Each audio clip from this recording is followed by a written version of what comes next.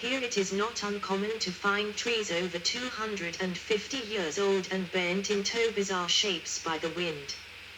But predominant here are the dwarf shrub heaths and raised bogs, hogmoor.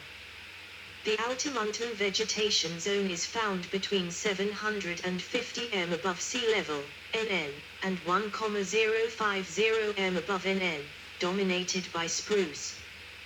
These areas can be found in the vicinity of Stjerk and Torfhorst.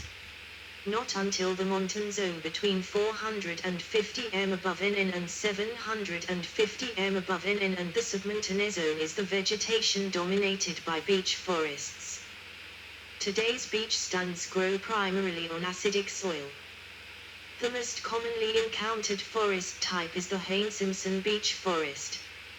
At heights above 700 m it is usually adjacent to spruce beech mixed woodland. But in the national park this area has shrunk to just a few residual stands and has been largely replaced by spruce. In the region of Ilsenburg spruce monoculture occurs even down to 230 m above NN. In these zones the spruce is not native and, as a result of climate change, it has suffered increasingly from bark beetle infestation. Currently the National Park Service is shaving these areas reforest to encourage the original beech and maple that used to dominate them, to settle. 4, 5, 6. The Harz is home to the Brocken anemone, Pulsatilla alpina subsp. Which grows in Germany only on the plateau of the Brocken. Its survival has however been especially endangered since German reunification by the onset of tourism. The Brocken Garden, a botanical garden on the summit of the Brocken, deals mainly with the protection of plant species and restoration of the summit area. 7. Especially valuable for nature conservation are the raised bogs formed by the restoration of former marshland. The conditions are favorable for this, as the bogs in the park are less impacted by human use than the bogs of the Lower Saxony plain. When wood became scarce in the Harz, the locals tried to take advantage of the peat bogs. This proved unprofitable due to the low calorific value of peat and the weather conditions in the high Harz. The bogs in the Harz are of international significance by virtue of their distinctiveness and flora. 8, 9. Fauna. Lynx stone of 1818. The lynx once more in the wild in Harz. The lynx now lives wild again in Harz, having been eradicated from the mountains since the early 19th century. The last report of a successful lynx hunt in the Harz dates to 1818. In an 11-day hunt, in which almost 200 people took part, a male lynx was brought down at Lautenthal. The so-called lynx stone recalls the success of that particular hunt. In 1999 it was decided to reintroduce the lynx. Between 2000 and 2004 alone, 19 were released from zoo breeding programs. Before their release the animals are prepared in a large enclosure in order to acclimatize them to freedom. In addition there is a viewing enclosure near the National Park Forest Restaurant on the Ribbenklip where the shy cats can also be observed by visitors to the park. Since 2002, there have been several instances of kittens born in the wild. In March, a male lynx was fitted with a GPS transmitter, so precise details can now be obtained about the range of an animal. The project team receives information via SMS from the transmitter. Another reintroduction project was the capercaillie, which died out in the Harz in 1920-1930.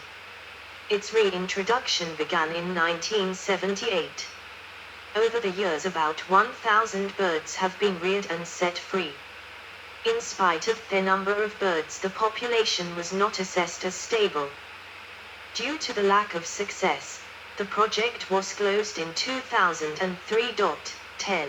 The Harz is now one of Germany's most important habitats for the wildcat. It is classified in the Federal Republic of Germany as seriously endangered. It is assumed that the wildcat in the Harz has a stable population. It is widespread throughout the region, preferring those areas which are warmer, richer, more varied and better supplied with nutrients, lower-lying deciduous forest with greater food availability. In addition to lynx and wildcat, red deer and roe deer are also important species in the Harz National Park. The most common invasive species is the raccoon, but occasionally the raccoon dog also occurs. The mouflon, which was in the 1930s located in different districts of the Harz for hunting reasons, is also found in the park. Ecological problems. Recently, the Harz National Park has suffered from bark beetle outbreaks as well as acid rain and other environmental problems. The bark beetle is on the rise here due to climate change and global warming. Since 2006, there has been increased bark beetle gradation. Hurricane Kirill also caused severe damage in the region. Stands of trees, especially spruce, were torn down over wide areas. The national park management came under fire from the local communities as a result of the bark beetle measures that were subsequently needed. In particular, the national park community at Ilsenburg criticized the use of trees damaged by bark beetle technology, for example harvesters. Because of the inaccessibility of the terrain, there was really no other way to haul the wind-blown tree trunks from the affected areas. 11. In the so-called natural development zone of the Harz National Park, which surrounds the core area, bark beetle measures are taken where necessary, and plantations are established where in order to encourage the natural development of the forest. To protect the beech and oak groves, National Park wildlife management are required. Accusations that private or state hunts had taken place in the park turned out to be unfounded. 12. Zoning. Ancient forest in the National Park. The Harz National Park is recognized by the IUCN, World Conservation Union, as a national park, a Category 2 protected area in the IUCN system. To achieve that, according to the rules, at least 75% of the area must be set aside as a natural biodiversity zone, core zone. In this zone, nature must be left completely to itself. If this proportion is not achieved, the region can be classified as a so-called developing national park, if it is assessed as fulfilling these conditions within 30 years. The Harz National Park counts as a developing national park. Currently 63% of the area of the park is designated as a natural biodiversity or core zone. The aim is to cross the 75% threshold by 2020. 38.5% of the park area is currently still a nature development zone. Measures in lines with the forest development concept are carried out. The aim is to transfer the largest possible area of this natural development zone into the natural biodiversity zone. A proportion of the park counts as a utilization zone. This covers areas that are important for tourism or are historico-culturally significant, such as the Brocken Summit or mountain meadows. Here conservation measures will also be applied in future. 13. Furthermore, within a 500-meter wide strip on the edge of the national park, measures are being put into effect that will protect the adjacent areas. 5. See also. Hiking trails in Germany. References. 1. National Park Harz, were über uns. Yes, that was a good PDF. Last edit, 10 June. I like to read it again, so I will add it to my read again lists. So this was the Harz National Park.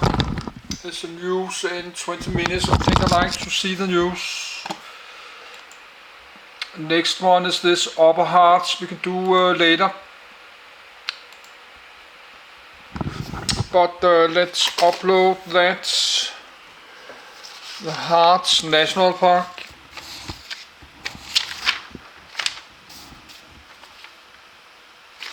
Yes, that's the one there. So it's 9 p.m. soon. Yes. I start to get tired. I drink my did eat this very salty licorice, and I did eat hot food today. So no, that was one from there. Licorice lover. Licorice gummies. It's a little bit more expensive because they have low calories and low sugar, so they cost like $3 or more, but they are low on sugar and calories, so I have to buy that. I cannot eat normal candy.